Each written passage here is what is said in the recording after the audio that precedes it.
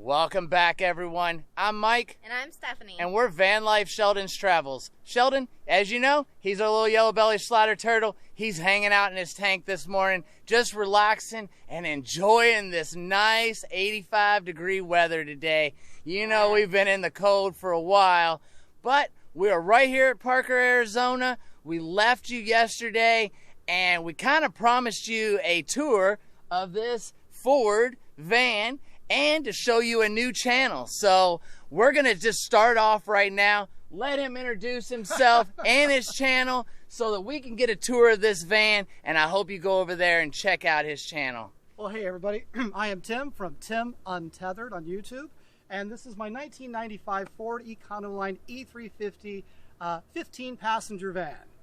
Very nice. All right. Yeah. Well, let's just flip the camera around and get started. Take a tour around. All right, guys, let's start off with the outside tour before we head inside. Well, like I said, this is a 1995 Ford Econoline E350. It has the 5.8-liter engine, otherwise known as the 351 Windsor, as I recall. The van originally was, when I got it, had 273,000 miles on it, which is not a good place to start for a travel adventure van. I have to admit that. But there's a couple of remarkable things, or at least noteworthy things about it. One is that while it had 273,000 miles, it had a rebuilt engine and transmission, bonus. But the van itself was $800. So I figured starting it out at $800, you know. You have room to put some money in it, right? Yeah. Yeah. I didn't realize how much room I would need, but yeah, so we're here today. Now, this has been I've been working on this for about the last 2 years. It's been an iterative sort of approach. I would build on it, take it out and camp for a while, build on it some more, excuse me. And now I've been on the road for 5 months, and that iterative approach has really paid off. But anyway, so this is the van here, $800 worth. I didn't really do a lot to the outside. I replaced the bumpers just so it looked more aesthetic, put some all-terrain tires on it. Of course. Yeah, it does have 400 watts of solar on the top. These are 12-volt panels. These are all 12-volt panels, right? All right. I've got 400 amp hours of AGM batteries, and of course the Max Air fan on the top. Yeah, is that the one with the remote like ours? No. But one thing I did do is you notice that there's 3 panels, and then there's a spot here, and then there's another panel. Correct. And the reason that it's there is because this is where my head is when I'm laying on the bed. So I just reach up and I hit what I need to. You can touch it, right? No need. I'm going to say the only reason we got the remote, I have this question a lot, I just reiterate it every time, why we got the remote one is because of the black knob. We actually removed it, so I didn't hit my head on it every time. And the only way you can open and close it after that is with the remote control. So it was. So if you do have a low-lying van, you know, with not a lot of headroom, and you're worried about hitting that, that is the only advantage to the remote control, is so you can remove that black knob and get a little bit more clearance. Well, and the flip side of that is that if you're like me, you lose remotes. So there you go. So you gotta have Velcro sticking everywhere. It has a little cradle. You know? It has a little cradle thing for it, at least. If not, you're right. It would definitely be It's 72 losing. square feet, and I can't find anything. That's me and Steph all the time. But speaking of sort of the low height, one of the things that I did that's, I guess, almost taboo in most is that most people have wooden floors, and I understand why they have wooden floors. But at my advanced age of decrepitude, and this being a short van, I have to travel on my knees a lot, and that would kill me if I had to do that. So you put foam So in. what I did was I did 2 things. This is those interlocking foam pieces. We use those as a outside mat in our back room. We have a set of those in our little pack. That's what we use for our back room, little flooring, and they work great. They do work great, and there's a couple of other things I've used them for, but then I also have industrial strength carpet, right? And what's interesting about it, though, is that it's not wall to wall. It's more of a runner, so I can pull this whole thing out if I want to. And if you needed to at the car wash, you could wash it off on the car wash or whatever. Yeah, you can pull it off, or you can just vacuum it the way that it is. Out or whatever. It makes it easier. It does, and with dogs, I don't have them harnessed in when I travel, so I know a lot of people might give me grief about that. I understand why, but if they're going back and forth on a wood floor, they don't get the purchase. And they do with this, so it's worked out really well. They have a little bit of stability when they're walking. Yeah. Gotcha. And the other thing that this has done is I've used this stuff here to make window panels. They just pop in here. And it actually has a little bit of insulation. It does. It's foam. I mean, I don't know how much, but let's just be honest. How much is some Reflectix, right? Well, right, and with At the end of the Reflectix, day. it's great. It's great when you've got sun shining on it, but in the wintertime, it's limited. It's limited. And if you take a look here on the inside, I'll just show you here real quick. Nothing much really to report here. This is where my batteries are stored. All right. Right here. And you do have a cutoff switch and the same fuse. Well, I have the bigger Blue Sky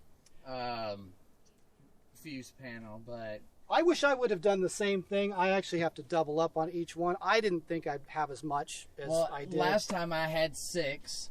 Yeah. And this time I went with a 12 because, you know, I knew, and I'm almost full now with the 2 refrigerator, freezer, lights, and pump. And once you start working on it yourself and building it, you're like, I want more. You start getting Right. more adept at the foundational sort of And approaches. feeling more at ease about it. Yeah, you know. and then you just start adding on. So yeah, I wish I would have had the forethought to do that. Hey, that's what happened in my second build. That's why I did the same exact thing. That's why I'm telling everybody, think to get a bigger one. Yeah. It's not that much more. Couple dollars more, get you a big one. Exactly. No, that's a good tip. I've got sliding doors. I opted for sliding doors all throughout the van because I was concerned that with the real estate inside that I'd always be bumping into them if I had to open them. And sometimes you want to open them, you have to walk around to the other side to open the cabinet. I thought that this would be a good approach. I did not realize, however, how noisy they are on bumpy roads. They rattle everywhere. But I think overall, it's been a good call. All right. The little holes in the top there on top of the shelving system, fairy lights run on the interior around, and then a bulk of them sits behind that panel with the burlap. So at night, you've got the light that shines through, and it's sort of a nice ambiance on the inside of the van. That's a direct light, not so much. Yeah, right? yeah. Got it. Of course, you've got storage. I do have 2 inverters, which is kind of curious, probably. No, not really. Yeah? I have 2 inverters. I Okay. have a 1,000-watt inverter that we never use. Okay. And it's a modified sine. And we have a 300-watt pure Pure sine sine. wave inverter that never gets turned off. And to me, I wonder why people buy a 3,000-watt inverter and it has to draw so much energy when it's just sitting idling. It does, yeah. And to my little 300, it runs everything in the van that needs AC, AC power with a minimal overhead.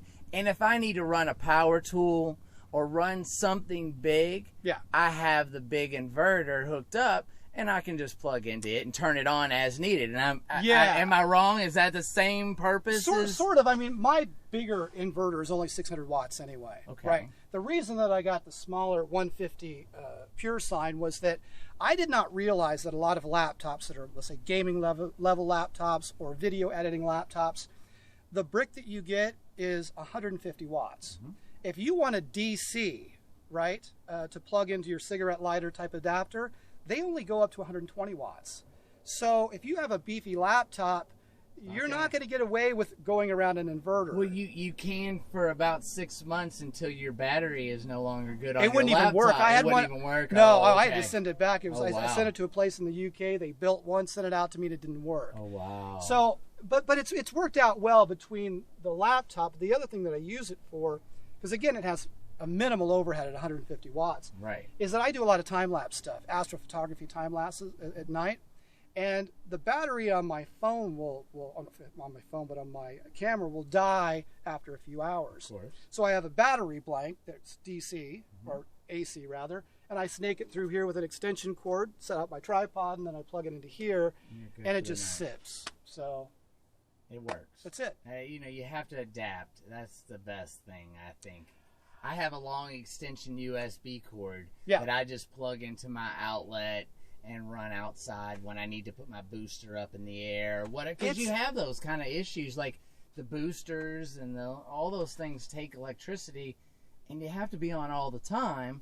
And you can't always run everything all night, even on the power that we have. I think that's a really good point too, because even though I've got 400 watts of solar and 400 amp hours of batteries, I almost think that's like a minimum in a lot of It ways. is. You know, you can't.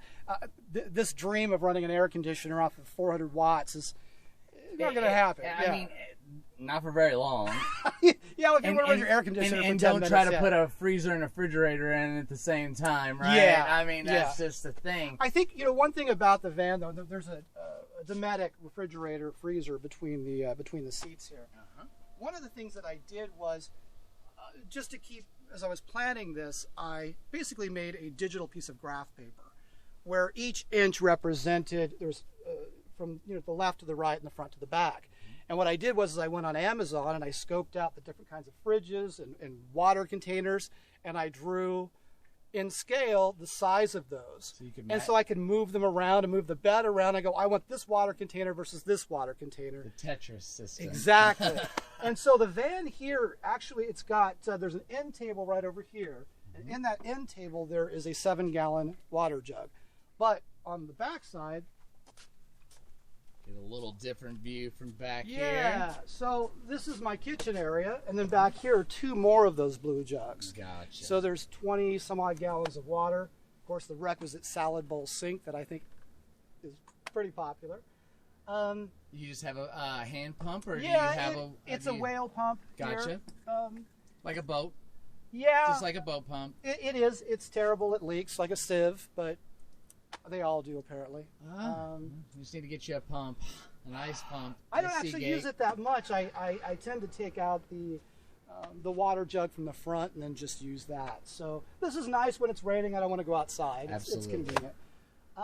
Other than that, the only other thing I can think of that might be different than a lot of people's builds is that my bed goes, front to back versus Right. side to side. Exactly. And I work a lot online, and I figured that the best way for me to manage the space was just to leverage this as a seating area.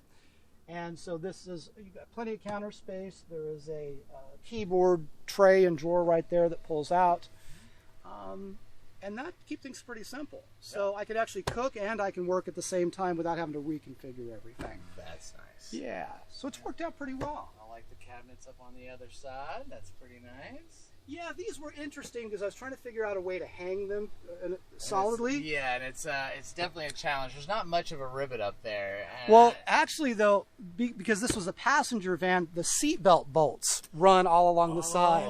So I used the big that advantage. Right. Yeah, okay. So I was able just to hang these with the existing seatbelt bolts, and they're not going anywhere. No, they're not going anywhere. Yeah. That's made for... And then this tray up here is what I use. It's a charging rail. I keep my drone batteries and camera batteries up there, so they're always charging. Yeah, don't forget, guys, to go over and check out his YouTube channel. I'll let him say it one more time here. Tim Untethered. Tim Untethered, and I'll put a link to that in the description below. So, but I'm sure we'll say it one more time. I don't want you guys to miss it. He seems to be doing a lot of nice work here. And how many videos do you have up now? 13, 15. 13, I did 15? a couple during sort of the testing process a couple of years ago, but over the last 4 months, I think I've done like 13. Well, like I tell people all the time, we like to find new, small channels and do what people did for us, and just play it forward, and that's all. And hopefully some of you that watch us will take the little bit of time and go over to your channel and check it out. This is such a tight-knit community. I am blown away. You seem to find each other, and you develop an eye for seeing other people who are on the road full time, and you make those connections like that. And it really is cool. And you're with a really good group of people. Yeah, I'm not complaining at all. No, I know one of them very well, so I have to say you're in good hands over there with those guys. I really like all of them, but all right, I guess we'll wrap this up, guys. Well, we've really enjoyed hanging out with you today. I appreciate you giving us a tour. One more time for everybody that missed it, get your pencil and paper or get your phone out, put it in. What is the channel one more time? It is Tim Untethered. Tim Untethered, guys. All right, well, till the next upload, we'll see you in the next one. Please like, comment, and subscribe. Check us out on Instagram and Patreon. Hit the bell for more notifications, and we'll... Thanks so much for watching. Have a good night, guys.